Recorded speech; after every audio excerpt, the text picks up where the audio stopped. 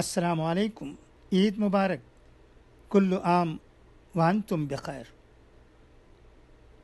عید مبارک، عید مبارک۔ السلام علیکم ورحمۃ اللہ وبرکاتہ، کل عام وانتم بخیر۔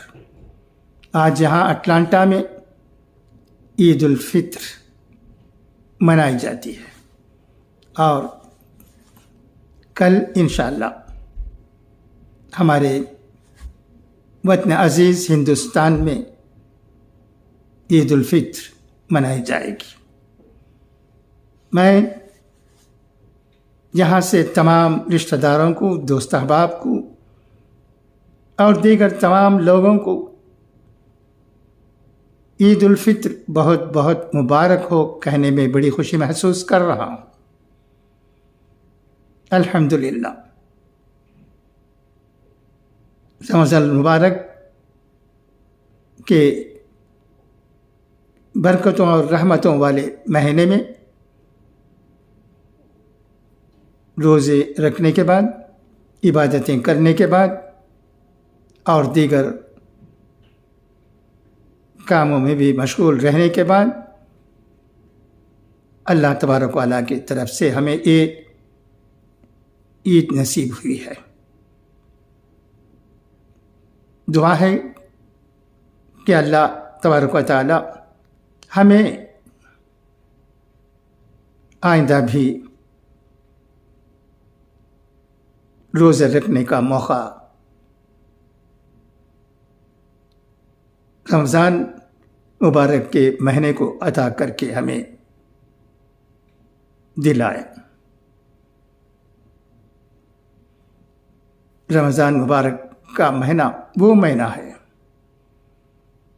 جس میں جو عبادتیں کی جاتی ہیں اس کے ثواب ہم سب جانتے ہیں کئی گنا زیادہ ہے۔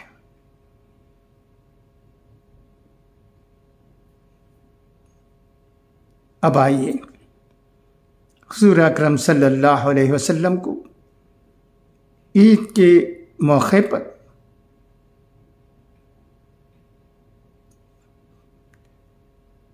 کیا باتیں پسند تھیں، کیا اعمال پسند تھے، یہ بھی ہم جانتے ہیں۔ ایک واقعہ حضور اکرم صلی اللہ علیہ وسلم کی زندگی کا جو ہم پڑھتے آئے ہیں اسے میں اس ویڈیو کے ذریعے آپ کے سامنے یاد دہائی کے لیے لانا چاہتا ہوں۔ اسے سنیے گا۔ ہم سب کی دعا ہونی چاہیے کہ اللہ تبارک و تعالی ہمیں اس طرح کے اچھے کام کرنے کی توفیق عطا کرے۔ ہمارے دل میں ارادہ ہونا چاہیے کہ ہم حقوق اللہ کے ساتھ حقوق العباد میں بھی اپنی زندگی گزاریں۔ تو آئیے حضور اکرم صلی اللہ علیہ وسلم کی زندگی کا عید کے موقع پر وہ کیا عمل تھا جو آج بھی سب کو اپنی طرف کھینچ رہا ہے، آئیے اس پر نظر کرتے ہیں۔ عید کی حقیقی خوشی کیا ہے؟ عید الفطر یا رمضان کی عید کی اصلی خوشی کہاں ہے؟ عید الفطر یا رمضان کی عید شوال مہینے کا چاند نظر آنے پر رمضان مہینے بھر کے روزے رہنے کے بعد خدا کا شکر ادا کرنے کے دن کے طور پر منائی جاتی ہے۔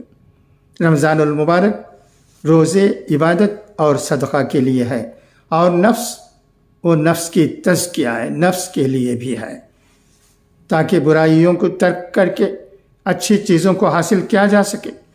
قرآن پاک کہتا ہے کہ تم پر روزے فرض کیے گئے ہیں جیسا کہ تم سے پہلے لوگوں پر فرض کیے گئے تھے، تاکہ تم پرہیزگاری اختیار کرو۔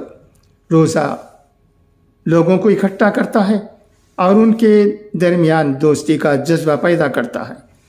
یہ ان میں حسن سلوک، نیک انسان بننے اور غصہ، لالچ، بغض جیسی برائیوں کو ختم کر کے इंसान का भाईचारा पैदा करता है।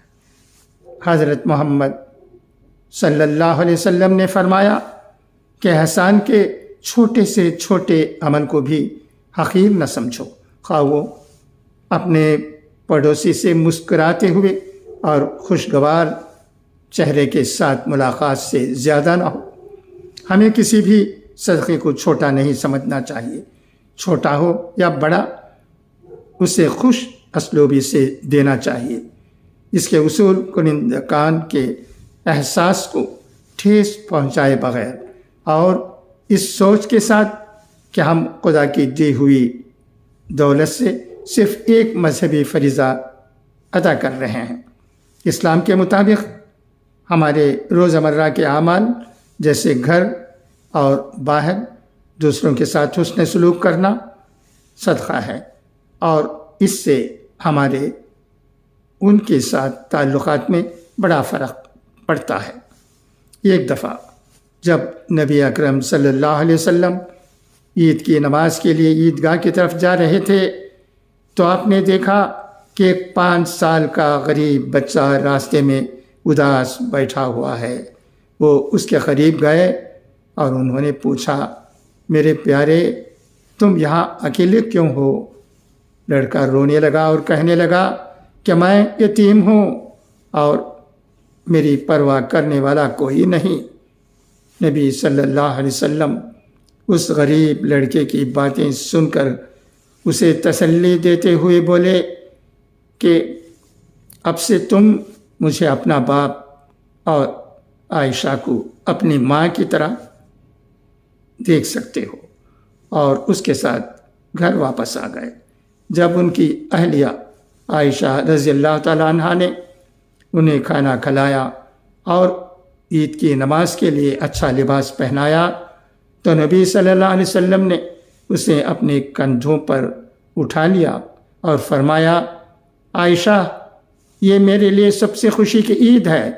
मुझे इस छोटे से यतीम बच्चे की खुशी में हकीकी खुशी महसूस होती है। हुज़ूर अकरम सल्लल्लाहु अलैहि वसल्लम इंसानियत के अजीम मोहसिन थे और शुरू से आखिर तक उनका मिशन ये था कि हर फर्द किसी भी किस्म की ग़ुलामी से आज़ाद होकर अपनी इज़्ज़त को बरकरार रखे।